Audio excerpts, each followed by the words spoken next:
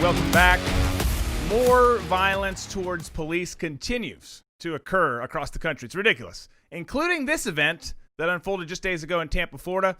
We've got some overhead footage that we can roll as we do it, but this was a chaotic scene that shows a violent gathering where police officers were being driven back by what the chief of police is calling a setup. So, interesting thing here.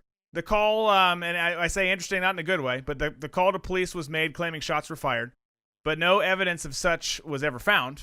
Rather, the chief believes the call was just made to ambush his officers. He said this, quote, "It's an ambush. I have no other way to describe it. When there are that many people out there and clearly no one had been shot, it was just a setup to get cops there." And he's right. Once on the scene, the crowd reportedly surrounded and harassed the officers, throwing objects at them, jumping on patrol cars. Bottles were thrown, other objects and projectile were thrown at them, leaving a couple officers injured. Fortunately, nothing too significant, but injured, something that shouldn't have happened. Joining me now to discuss this, though, and the horrifying state that we are in, because it's pretty bad, and give some other perspective, is the host of Tier Talk on YouTube. He's also a columnist at Corrections One, and we're happy to have him, Anthony Ganji. Good to see you, Anthony. Thanks for having me, Drew. I appreciate the opportunity. Yeah, well, no, it's not the best of circumstances that we're talking about this, but it has to be talked about. And I can't believe we're here. I'm sure you can't either, where police officers aren't just vilified. But now in this case, in Tampa, if what the chief says is right, they're being set up. And it makes sense, right? Like all the different stories that we're seeing across the country. I don't have all the data and evidence to say this was true, but you could see why it would be. And the fact that it could be true is pretty sad and depressing. Yeah, I think the sad thing we have right now is because we are living in a world that's divided basically on extremes. We have people that are there.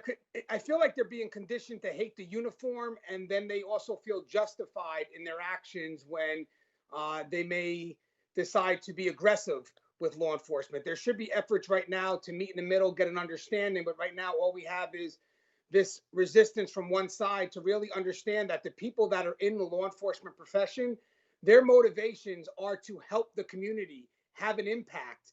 And the problem that we have right now is that's like, for me, the reason why I crossed into law enforcement is because I wanted to have an impact. I wanted to do something for the community, to protect and serve. That's my internal reason why. That's the why of why I joined this profession. Now, when you feel that the public they're just against what you do, they don't believe in what you do, you lose that motivation, you lose that sense of why, and you become disenfranchised. But it's not even just that. It's about the fact that the way the media is doing these things, they're promoting these extremes, this isolated vision of just this negative perspective of law enforcement and first responders, that a lot of us get involved and say, hey, listen, wait a second, that stereotype is wrong. It's not who we are. We are not that minority. We are, we're better than that. We're professionals. And now what's happened is that there's this animosity that's being fed, that one side is starting to justify that animosity. And that's when it becomes dangerous, because now there's a culture, there's a belief that's starting to change in what we do and who we are. And once you change that belief, it's going to be very hard for us to turn back and get that public's trust.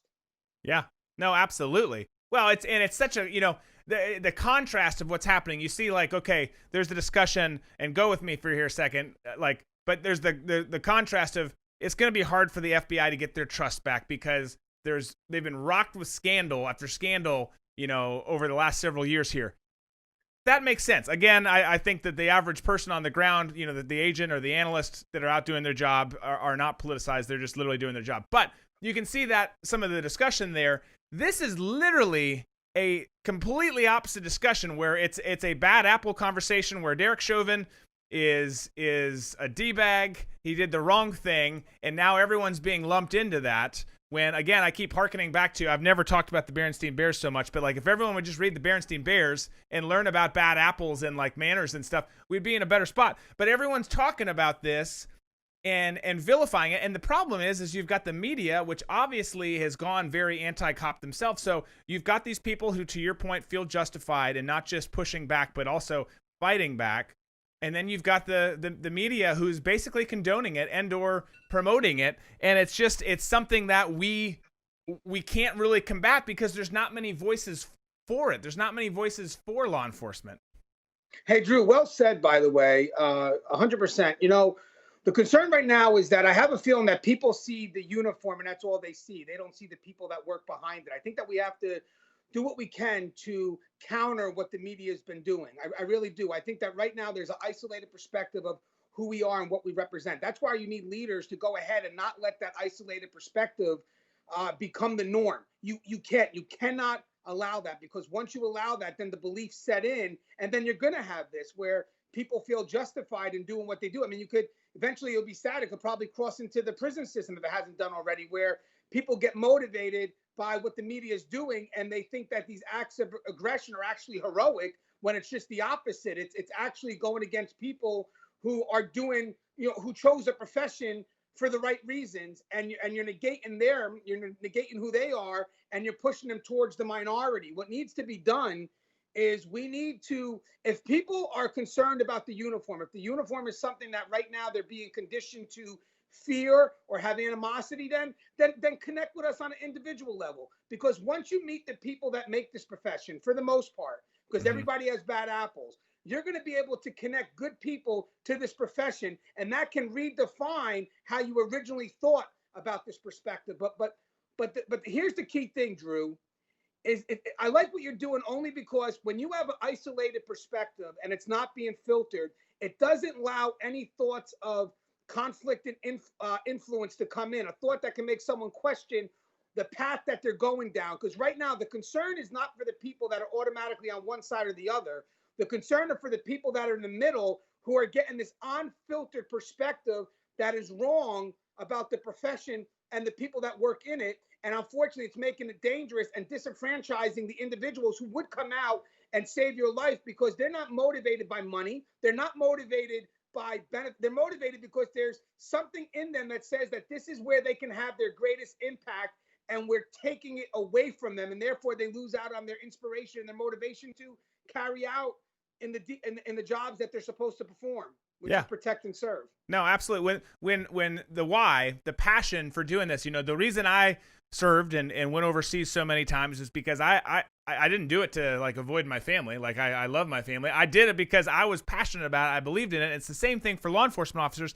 And it's really missed here. And it's really sad to see this happening, because you saw the blue flu-like experience after Garrett Rolfe was charged in Atlanta.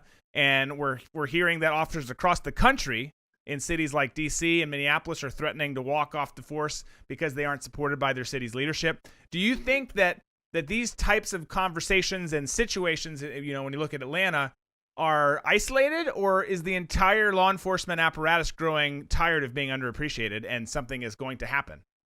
I'm concerned that something will happen. I really do. I think there's a greater picture here, that if we don't attack it now, we're going to wind up being in desperation mode. Because here's the thing. Right now, we need consistent leadership, right? Unfortunately, right now, we have leadership that kind of sways with the politics. And unfortunately, the front line is the most affected by that, because they start to wonder what they can and can't do. And with first responders and law enforcement especially, your ability to make a decision on the fly is paramount. That's why you're in this profession. You have that ability to adapt and adjust.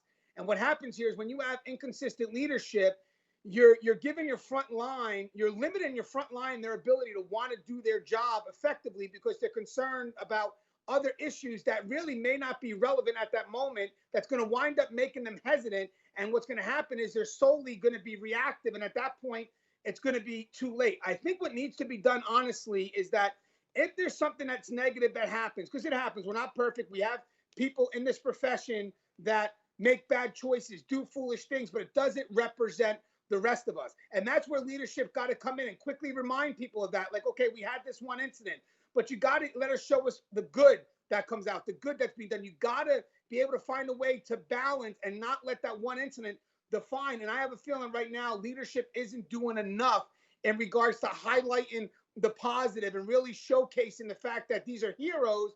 And the problem is that you're using this one individual as a way to define a profession. And if I also may say, you got to realize something. When a lot of us take this profession for the right reasons, the impact, when we believe in what we do, if you attack any bit of that integrity of who we are and what we do, we're going to have a level of resistance, because I know who I am. I know what made me want to be in this profession. And when you start attacking that motivation by pushing me towards someone who doesn't represent me, nor do I want that person to represent me, of course I'm going to get defensive, because you're messing with my internal why. You're messing with my chance to have that impact.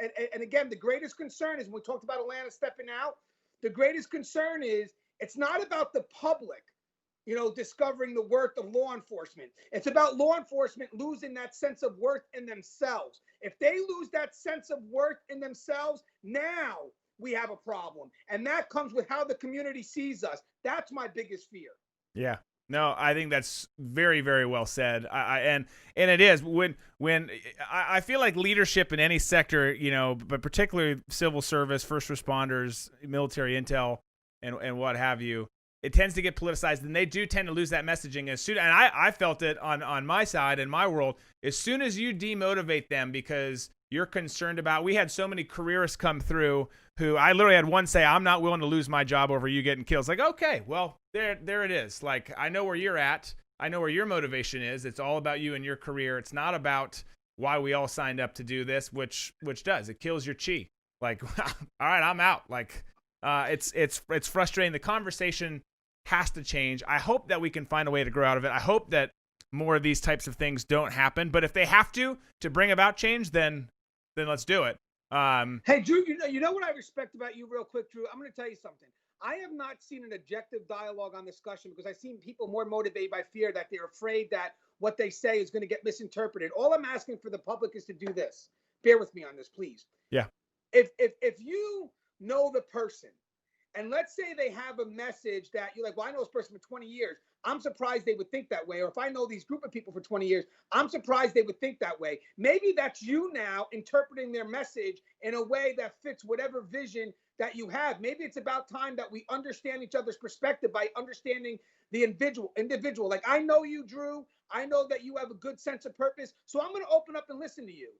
It's going to matter to me, because I know that you have value in my life. But for right now, people are so afraid to say something. What's going to happen is the communication that needs to happen to bring about understanding, to bring about that bridge, it's not going to happen, because one side's going to be afraid to say what they want to say to build that balance. Yeah.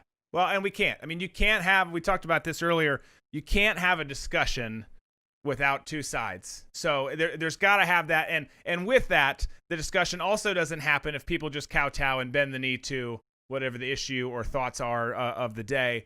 So I appreciate you saying that, and I appreciate your approach to all this, because people just need to stand firm. It's not wrong to stand firm, have your own thoughts, and to fight for truth. If you're fighting for BS, that's another thing. But this is truth. Law enforcement officers are good. 99.9% of them. They have the right intentions, right motivations, and it just needs to be pushed back out there, and people need to see it. It's 100% the truth. And look, we gotta run, but I want to do this again. Let's get you back on so we can keep talking about law enforcement stuff. You're a law enforcement professional yourself. I appreciate what you do for the community. And again, thanks for joining us today. Drew, I appreciate you, and I'm looking forward to having many more dialogues with you. Thank you for what you're doing. Hey, absolutely. My pleasure. Folks, check out Tier Talk on YouTube. You can check out his stuff at Corrections One. He's all over the place. I love it. This was a really fun conversation.